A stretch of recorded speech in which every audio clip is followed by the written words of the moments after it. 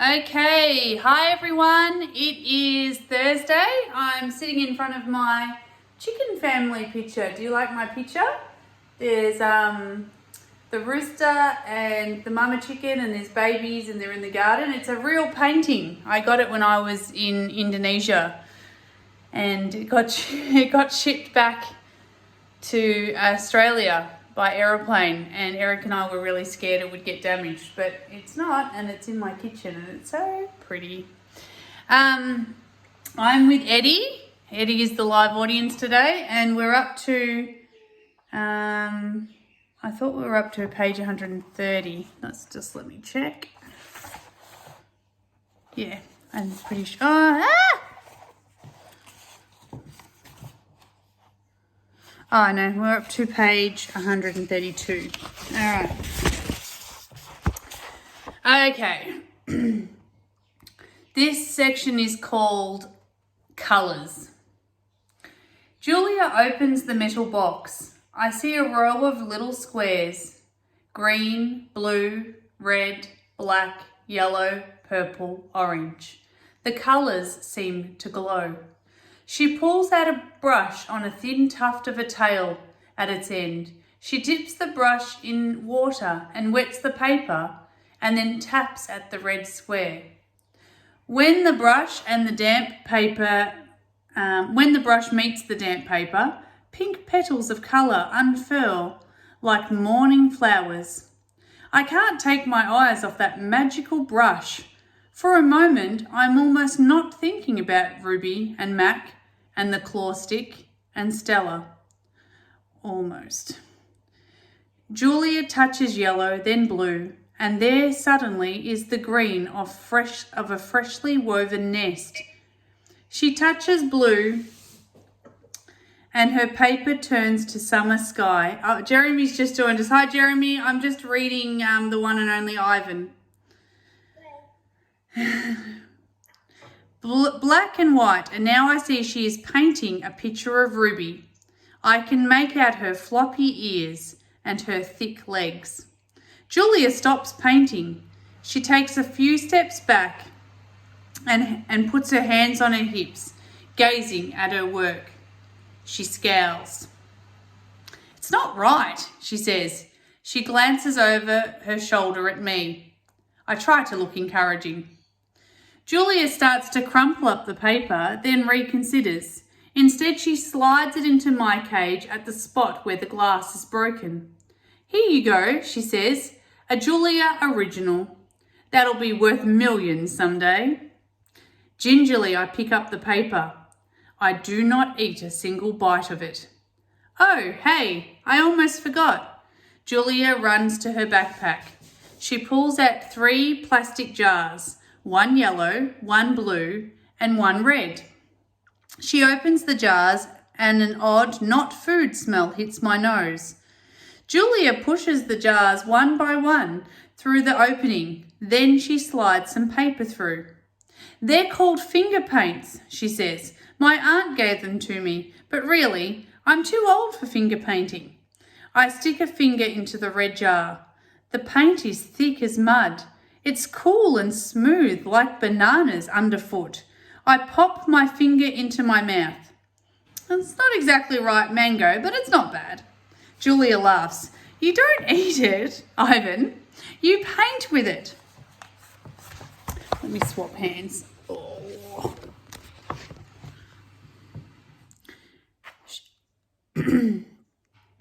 She takes a piece of paper and presses her finger on it. See? Kind of like this. I place my finger on a piece of paper. I lift it. A red mark is there. I get a bigger glob from the pot and slap my hand down on the page. When I pull my hand off the paper, its red twin stays behind. This isn't like the ghostly handprints on my glass, the ones my visitors leave behind. This handprint can't so easily be wiped away. The next section is called A Bad Dream. I lie awake peeling dried red paint off my fingertips. Bob, who accidentally walked on one of my paintings, is licking his red paws. Poor Bob. Every so often, I glance over at the empty ring. The claw stick glints in the moonlight. Stop! No! Ruby's frantic cries startle me.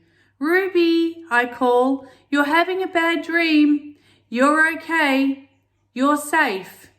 Where's Stella? She asks, gulping air. Before I can answer, she says, Never mind, I remember now. Go back to sleep, Ruby, I say. You've had a hard day. I can't go back to sleep, she says. I'm afraid I'll have the same dream. There was a sharp stick and it hurt. I look at Bob and he looks back at me. Oh, Ruby says. Oh, Mac. She puts her trunk through the bars. Do you think, she hesitates, do you think Mac is mad because I hurt him today? Oh, probably. What do you think, guys think? I consider lying, but gorillas are terrible liars. Probably, I finally say. He ran away after that, Ruby says. Bob gives a scornful laugh. Crawled away is more like it. We are quiet for a while. Branches claw at the roof. A light rain drums. One of the parrots murmurs something in her sleep. Ruby breaks the silence. Ivan, I smell something funny. He can't help it, Bob says. Bob's making a joke that Ivan smells. That's why he says he can't help it. I believe she's referring to the finger paints Julia gave me, I say. What are finger paints? Ruby asks. You make pictures with them, I explain. Could you make a picture of me? Maybe someday. I remember Julia's picture, the one that will be worth $1 million. I hold it up to the glass. Look, it's you. Julia made it. It's hard to see, Ruby says. There's not much moonlight. Why do I have 2 trunks? Oh, I examine the picture. Those are feet. That's called artistic license, Bob says. Ruby sighs. Could you tell me another story? She asks. I don't think I can ever get back to sleep. I told you all I remember, I say with a helpless shrug. Then tell me a new story. She says, make something up. I try to think, but my thoughts keep returning to Mac and his claw stick. Anything yet? Ruby asks. I'm working on it. Ivan, Ruby presses. Bob says you're going to save me. I search for true words. I'm working on that too. Ivan, Ruby says in a voice so low I can barely hear her. I have another question. I can tell by the sound of her voice that this will be a question I don't want to answer. Ruby taps her trunk against the rusty iron bars of her door. Do you think I'll die in this domain someday, like Aunt Stella? Once again, I continue lying. Once again, I consider lying. But when I look at Ruby, the half-formed words die in my throat. Not if I can help it, I say instead. I feel something tighten in my chest, something dark and hot. And it's not a domain, I add. I pause and then I say it. It's a cage. All right, so when you go to the zoo and you see the animal exhibits, you know, you see the tigers and you see the elephants and you see the gorillas and the reptiles, they're all in a domain. It's like a big open area that's made to look like a natural place, like where they would live in the wild. But we can see them because there's like glass panels, isn't there? And you can see through the glass. And a domain is meant to be like a pleasant word. Like they're trapped, but they've got lots of room to move. And it's designed that they can live there comfortably and quite happily. Ivan has been calling his cage, his glass cage in the mall, a domain. It's got 3 glass sides so people can see in, just like at the zoo, but it's not very big. It's not very big. It's probably smaller than your bedroom. And then so there's 3 glass sides, and then the back of the cage is probably just a concrete, and that's got a painted picture on it, and it's a painted jungle scene.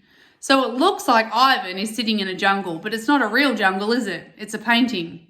And then on the floor in front of him, he has that blow-up plastic pool with dirty water in it, and he probably has some hay, and he has that tire swing, and it sounds like he has a chair to sit on and the TV. So it's not like what you would see in a zoo with animals made to look like the wild. This is very fake and very sad because he lives by himself. But Ivan has always been very positive about where he lives, and he has called it his domain. And where his glass ends, that's where there's a cage, and that looks like a jail cell, a big jail cell with bars, rusty bars all the way around it because it's old, so it's rusted. And that was Stella's domain.